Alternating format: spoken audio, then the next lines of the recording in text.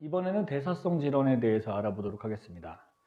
자, 대사성 질환의 정의는요, 물질 대사에 이상이 생겨서 발생하는 질환을 대사성 질환이라고 합니다. 증상이 심하면 합병증이 유발된다라고 했는데, 대사성 질환은 대사성 질환 자체로만도 문제가 되지만 그거로 인한 여러 가지 합병증이 더 무섭거든요. 그래서 합병증이 유발될 수 있다.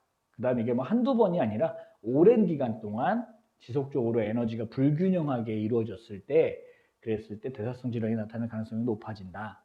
그 다음 유전 및 스트레스에 의해서도 생길 수 있다. 잘 관리가 됐어도 유전 및 스트레스에 의해서도 발병될 수 있다라는 거죠.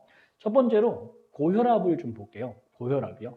고혈압은요, 이런 증상이 있대요. 머리가 무겁고 아프다, 귀가 울린다, 숨이 차고 가슴이 두근거린다, 손발이 저리거나 부어오른다, 눈이 충혈된다, 얼굴이 빨개진다, 코피가 잘 난다, 어깨가 쑤신다. 나 이거 한 두어 개 이런데 뭐 이 두 가지 증상이 있는데 이런 게 중요한 게 아니라 지속적으로, 그리고 장기간 동안 이런 증상이 나타날 때 고혈압 증상을 의심해 봐야 된다라는 거고요. 고혈압은 혈압이 높다 이런 뜻이죠. 그래서 고혈압, 혈압이 높으면 심장에서 이제 혈액을 짜내는 힘이 큰 거거든요. 그래서 뇌로 가는 혈관에도 압력이 증가할 수 있으니 약해진 혈관이 터져서 뇌졸중의 원인이 될 수도 있다 이런 얘기고요. 그 다음에 심장 근육이 계속 강하게 수축을 하다 보니까, 그러니까 혈압이 높은 거겠지. 그러다 보니까 심장 자체에도 이상이 생겨서 심장 비대 및 심장 질환이 생길 수도 있겠더라라는 겁니다. 다음 대사성 질환은 이제 당뇨병인데요. 당뇨병은 일단 한번 읽어볼게요. 인슐린의 분비가 부족하거나 근육이나 지방세포들이 인슐린에 적절하게 반응하지 못할 때 나타난다. 지금 두 가지가 나왔죠. 인슐린 분비 자체가 부족한 사람이 있고요. 인슐린은 충분한데 인슐린을 받아들여야 되는 세포, 근육이나 지방세포들이 적절하게 반응하지 못할 때. 그러니까 인슐린 분비가 부족하다는 건 이자가 이상이 생긴 거예요. 그런데 2번 같은 경우는 이자는 정상인데 이자에서 나오는 호르몬인 인슐린을 받아주는 수용체가 잘못되었을 때를 우리가 요 근육세포나 지방세포가 적절하지 반응이 못한다라고 하거든요. 그래서 당뇨병 종류가 두 종류가 있어요. 이자세포 자체가 문제가 있는 1형 당뇨병이 있고요. 그리고 이자세포는 정상인데 인슐린 자체를 잘 감지하지 못하는 2형 당뇨병, 수용체가 이상한 이런 1형 당뇨병, 2형 당뇨병 나누게 되는데 1형 당뇨병은 인슐린이 부족하니까 인슐린 자체를 주사해주면 치료가 돼요. 그래서 인슐린 의존성 당뇨병이라고 불리고 치료라기보다 완화시키는 거죠. 그런데 2형 당뇨병 같은 경우는 인슐린을 넣어준다고 해서 치료가 되지 않아요. 그러니까 증세가 완화되지 않아요.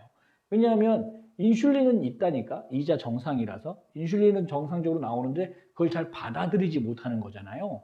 그래서 얘는 인슐린을 넣는다고 해결되지 않는다라는 거니까 인슐린 비의존성 당뇨병이라고 하고, 2형 당뇨병 같은 경우는 첫 번째로 나타나는 중요한 원인이 이제 비만이에요. 비만. 네, 그래서 운동요법을 병행해야 하고 약물치료 병행하고 그다음 식단 조절을 해야 하는 이런 상황입니다.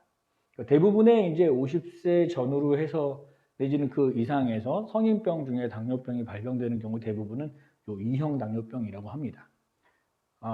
그리고요, 증상으로는 당뇨병 증상은 오줌으로 당이 배설된다, 그럼 갈증을 자주 느끼고 오줌을 자주 누고 항상 배가 고프고 몸무게가 줄어든다 이런 것들이 있는데, 당뇨병 같은 경우는 또 하나 중요한 원인이 중요한 문제점이 뭐냐면 피 속에 포도당 농도가 높아진 거잖아요. 근데 우리 생각해 보면 맹물하고 설탕물이 있으면 맹물보다 설탕물이 더 진득진득하죠. 그러니까 혈액 속에 포도당이 많아지면, 혈당량이 높아지게 되면 혈관 속에 있는 혈액 자체가 찐득찐득해진다고요.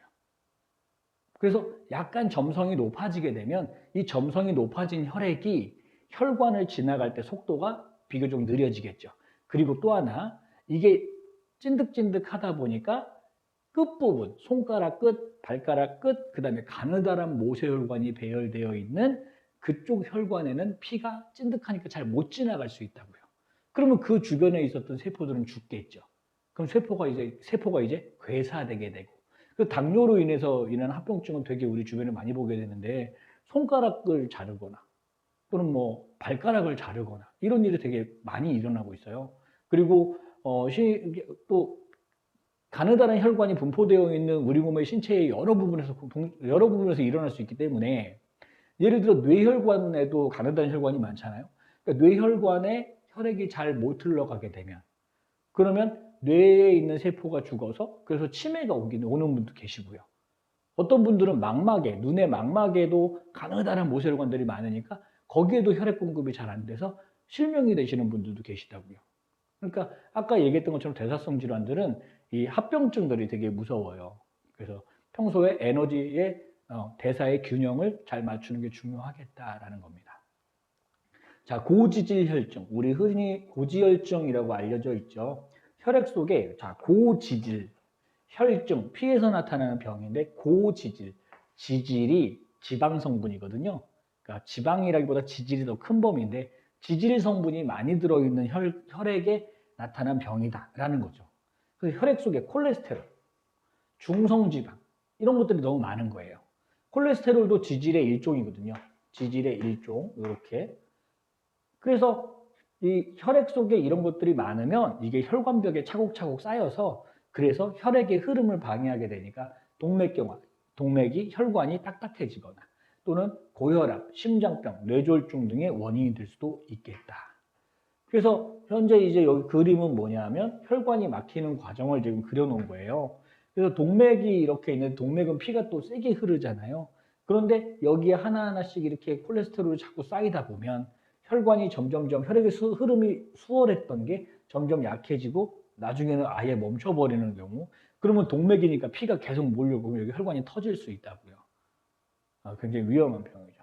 그래서 여러분들이 이제 우리가 대사성 질환에 대해서 고혈압, 당뇨병, 고지질 혈증 이렇게 생각해 봤는데, 이렇게 완전히 병으로 딱 결정되는 거 말고도 대사증후군이라는 것도 있어요.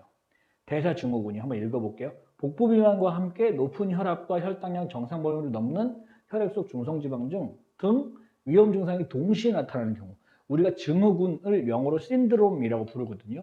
아마도 여러분들은 아마 다운 증후군 이런 거 들어봤을 거예요. 근데 증후군이라고 하는 게 뭐냐면 여러 가지 증상이 동시에 나타나는 경우를 우리가 신드롬, 증후군이라고 부르거든요. 그러니까 지금 대사증후군은 대사의 균형을 잘 못 맞춰서 이런 여러 가지 증상이 동시에 나타나는 경우를 우리가 대사증후군이라고 부릅니다. 그래서 대사증후군은 유전적인 요인과 환경적인 요인이 모두 작용할 수 있고요. 그리고 고혈압, 당뇨, 동맥경화 등의 대사성 질환으로 나중에 발전할 수 있다. 그러면 대사증후군은 조금 약한 거네요. 아직 병까지는 아닌데 이런 증상들이 나타난다라는 거겠네요.